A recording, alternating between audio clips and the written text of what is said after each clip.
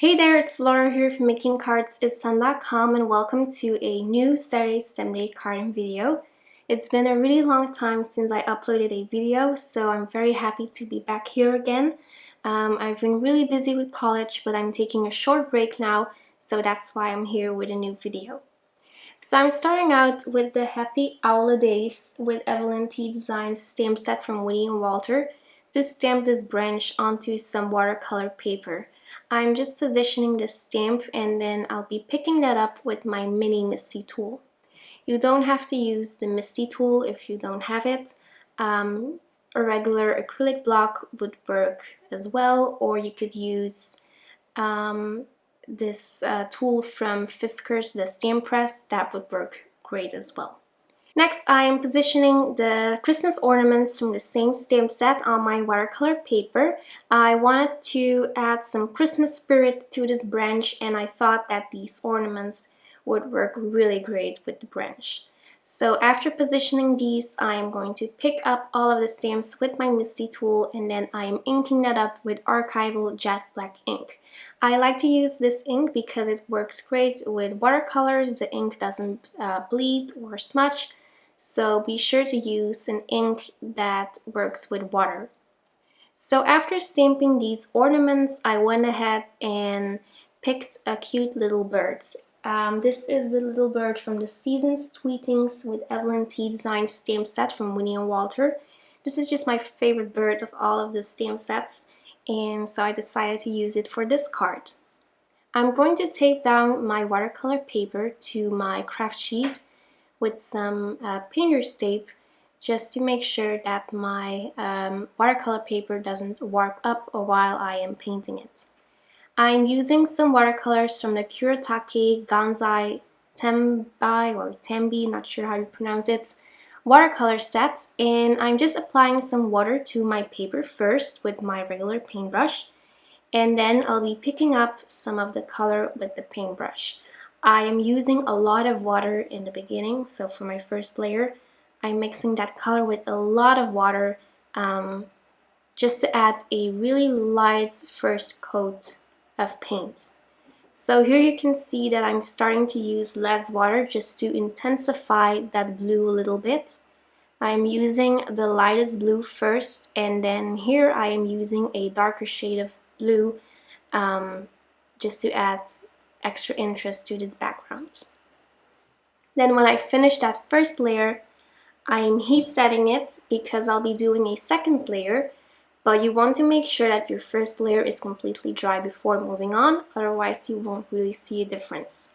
So once that is all dried up, I am using some more paint. I'm using the same colors, but I'm just using less water this time just to add a little bit more interest and to add some more shading. I thought that this blue looked a little bit too bright, so I'm just going to fix that by mixing it with more water just to make sure that it's a little bit lighter. And then once I'm done with that, I'm going to be heat setting my final layer of watercolors, and I'm just going to remove any of those puddles of water or color with a baby wipe. Next, I'm going to be watercoloring all of my little images. I am using the real color brush markers from Zig. My coloring technique is really easy. I like to add my base of color first and then mix it with my Pentel Aqua brush, and then I just add a little bit extra color to add some more shading. So I already colored the heart and the star without recording it. I forgot to turn on my camcorder, but I'm just using that dark red color to add a little bit more shading. Then for that Christmas ornament over there, I am using the pale green marker, and then I am blending that out with water just to create some really soft shading. Then for this one, I am using the orange marker. I am adding some color, then blending that out with my Pentel Aqua brush. You could also use a regular paintbrush, with some water. And for the pine cones, I am using the mid brown color. So I'm adding a little bit of color, then blending it with my water. And then for the branch, I'm using the same mid brown color. So I added the color and then blended that all out with my Pentel Aqua brush. So as you can see, my coloring technique with these markers is just really simple. It's some really fast coloring. There are a lot of crafters out there who can do like some really gorgeous shading with these markers, but I'm just not that good at coloring, so I'm still practicing a lot. But I think that it looks okay for this card. So next I'm going to be coloring my little birds, and I am using the light gray marker for that. So I'm adding my first layer of color, then I am blending that out with my Pentel Aquash brush, and I thought that this bird looked a little bit too pale, so I took the dark gray marker to add a little bit of color, and then I am blending that out with a lot of water just to make sure that I won't end up with a black bird. I wanted a dark gray bird. So I'm just blending all of that out until I'm happy with that result. Then for his little hat, I am using the pale green color. This is one of my favorite markers. And then next for that blue, I am using the light blue marker. So as you can see, just adding a little bit of color, then blending that out with my Pentel Aquash brush. So really easy. And then I'm going to be adding some purple details to this little bird. I used the lilac color for that, so I'm adding a little bit of color, then blending it out with my water brush. And you could go back in to add even more shading, but I thought it looked fine like this. So as you can see, I always using only one color to add or to color my images. But for the yellow details, I used the lemon yellow color first, and then here I am using the yellow marker to add more shading. So I used two markers, and you can definitely see the difference between these two colors. So two colors work really well for some extra shading. I spread some kitchen flour to my watercolor piece just to make sure that my embossing powder won't stick to areas where I don't want it to stick.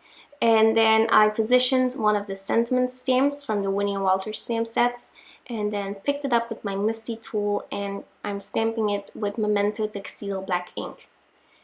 Then I'm going to clean my stamp because I'll be heat embossing this image. I am using the Wow Ultra Sticky embossing pad, so I inked up my stamp set with that ink pad, and then I'm pressing down my Misty tool and sprinkling on some neutral ultra shimmer embossing powder from Wow. This is my favorite embossing powder out there. I just love this clear glitter, and it looks really good with a stamped sentiment in black, like I did right here.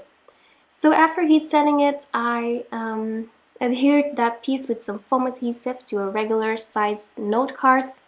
And I'm also finishing off this card with some sequins here and there. I like to adhere these with glossy accents.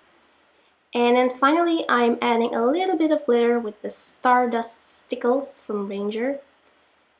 And I also added a coat of glossy accents on top of that because the Stardust Stickles and the glossy accents together look really nice. So it just adds a little bit of an extra touch to this card. So I'm doing the same for the other yellow parts of this bird. So I'm adding the Stardust Stickles first and then the glossy accents. And that finishes up my card for this week's Saturday Stem Day carding video. Thank you so much for watching, and I hope to be back very soon with another video. Happy holidays to everyone out there, and I'll see you soon. Bye bye.